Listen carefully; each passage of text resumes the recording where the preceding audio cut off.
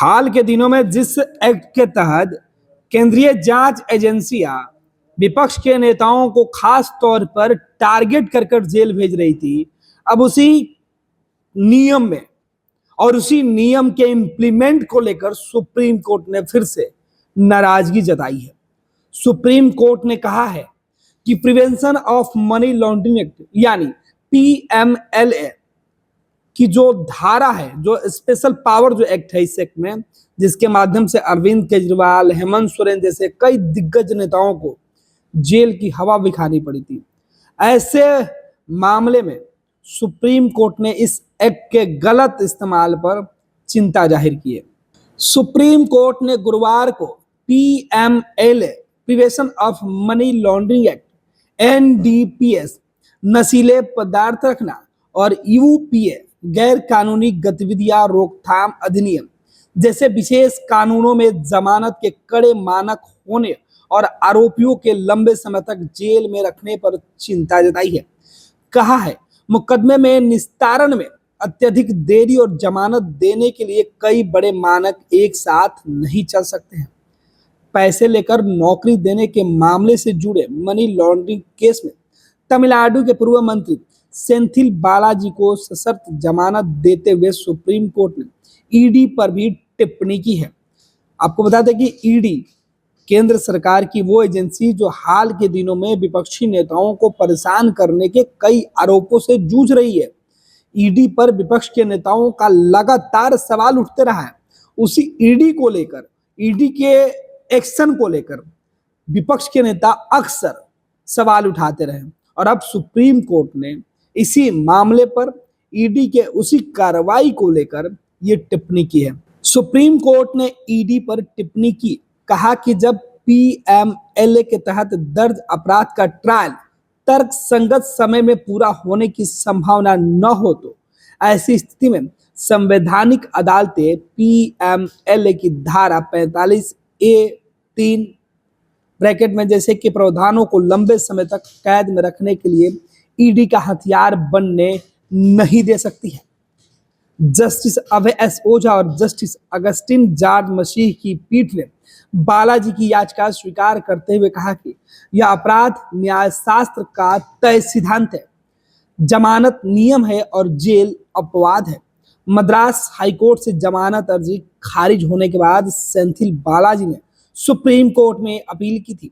शीर्ष कोर्ट ने जमानत स्वीकार करते हुए कहा कि आरोपित 15 महीने से जेल में है। मामले में तथ्यों को देखते हुए अनुसूचित अपराध और पीएमएलए अपराध का मुकदमा 3-4 वर्षों में पूरा होने की उम्मीद नहीं है। ऐसे में अगर याचिकाकर्ता की हिरासत जारी रही तो उसके त्वरित सुनवाई के अधिकार और स्वतंत्रता के मौलिक अधिकारों का उल्लंघन होगा। पीठ ने इस बात का भी उल्लेख किया कि इस मामले में 2000 से ज्यादा लोग आरोपित हैं और 600 से ज्यादा गवाह हैं।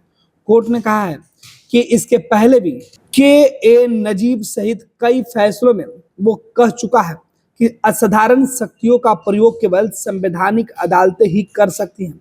साथ ही अगर कानून में तय सजा का महत्वपूर्ण हिस्सा अभियुक्त जेल में काट चुका है और तर्कसंगत समय में ट्रायल पूरा होने की संभावना नहीं है तो जमानत देने के कड़े प्राविधान हल्के हो जाएंगे, हालांकि अपवाद भी हो सकते हैं। आपको बता दें कि इसी तरीके के मामले में अरविंद केजरीवाल और मनीष सिसोदिया लंबे समय तक जेल में रहे हैं। दिल्ली के अंदर जो शराब नीति आई थी, इसमें अरविंद केजरीवाल जब एक जगह से जमानत ले रहे थे, मनीष सिसोदिया की जगह से जमानत ले रहे थे, दूसरे जगह ईडी या जो दूसरी जांच एजेंसी है वो दूसरे मामले में उनको गिरफ्तार करके या फिर नए मामले खोलने की बात कर रही थी। इस तरीके से सुप्रीम कोर्ट जब अरविंद केजरीवाल और मनीष सिसोदिया पहुंचे, फिर उन्हें निचली अदालत से राहत नहीं मिली लेकिन सुप्रीम कोर्ट से राहत मिली थी। उस वक्त भी इस कानून और इस एक्ट का गलत और बेवजह इस्तेमाल करने का आरोप विपक्ष के नेताओं ने लगाया था, तब भी खूब बवाल मचा था। और अब एक बार फिर से नौकरी के बदले जो है धन लेने के मामले में, व्यक्तिगत लाभ लेने के मामले में तमिलनाडु के पूर्व मंत्री बालाजी के मामले में सुनवाई करते हुए मनी लॉन्ड्रिंग का मामला है। ऐसे मामले में सुप्रीम कोर्ट ने जमानत देते हुए कई मामलों पर टिप्पणी की है। हालांकि कोर्ट ने यह भी कहा कि जो व्यक्ति जब ऐसे मुकदमे होते हैं जिसमें उम्मीद है कि वो तय सीमा में उस मामले में न्याय नहीं हो सकता है, जजमेंट नहीं हो सकता है, ऐसे मामले में अगर आरोपी है और गवाहों की या फिर सुनवाई में लंबा वक्त लग सकता है और वो आधा वक्त अपना अगर जेल में बिता चुका है, तो फिर उसे जमानत देनी होगी। हालांकि ये अपवाद, उन्होंने कहा कि अपवाद में हो सकता है।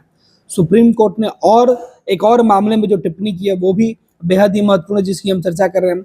सुप्रीम कोर्ट ने सबसे पहले जो टिप्पणी की थी उसकी हम चर्चा कर लेते हैं। सुप्रीम कोर्ट ने कहा, ऐसे मामले में भी जिसमें विचाराधीन कैदी के रूप में बहुत लंबे समय तक कारावास में रहने के बाद अदालतों ने अभियुक्त को बिल्कुल बरी कर दिया है, ऐसे मामले में अभियुक्त के महत्वपूर्ण वर्ष व्यर्थ हो जाते हैं। यानी ऐसे मामले में जब व्यक्ति जब सजा होता है तो वो निर्दोष साबित हो जाता है, ऐसे में जेल में बिताए हुए उसके कई साल बर्बाद हो जाते हैं, इसकी भरपाई नहीं हो पाती है। तो सुप्रीम कोर्ट ने इस तरीके से टिप्पणी की है जिससे कि जो विपक्ष के नेता हैं वो राहत की सांस लेंगे। हालांकि सुप्रीम कोर्ट ने इस मामले के अलावा एक और मामले में टिप्पणी की। सुप्रीम कोर्ट ने कहा कि महिला किसी धर्म की हो, घरेलू हिंसा एक्ट हर पर लागू होगा। यानी किसी भी धर्म और किसी भी मजहब की कोई महिला हो, उस पर महिला एक्ट है जो घरेलू हिंसा का, वो उन सभी धर्मों पर लागू होता है। ऐसा नहीं कि आप किसी दूसरे समुदाय से आते हैं, हिंदू है, पारसी हैं या जैन है या फिर आप सिख हैं या मुस्लिम हैं, तो आपके लिए अलग अलग नियम नहीं बनेंगे। आप सभी के ऊपर, अगर महिलाओं के ऊपर किसी प्रकार की घरेलू हिंसा होती है तो वो नियम सब पर लागू होगा।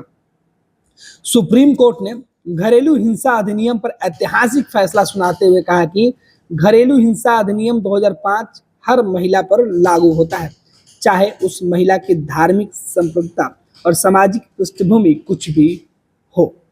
जस्टिस वीवी नागरत्ना और एन कोटेश्वर की खंडपीठ ने कहा कि 2005 में बना कानून हर महिला के अधिकार की रक्षा करता है।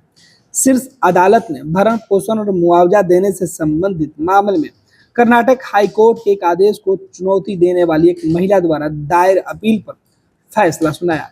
महिला ने अधिनियम की धारा 12 के तहत एक याचिका दायर की थी।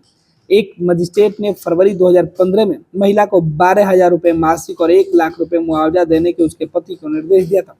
शीर्ष अदालत ने कहा कि यह स्पष्ट है कि पीड़ित व्यक्ति अधिनियम के प्रावधानों के तहत दिए गए आदेश में परिवर्तन, संशोधन या निरस्त करने की मांग कर सकता है।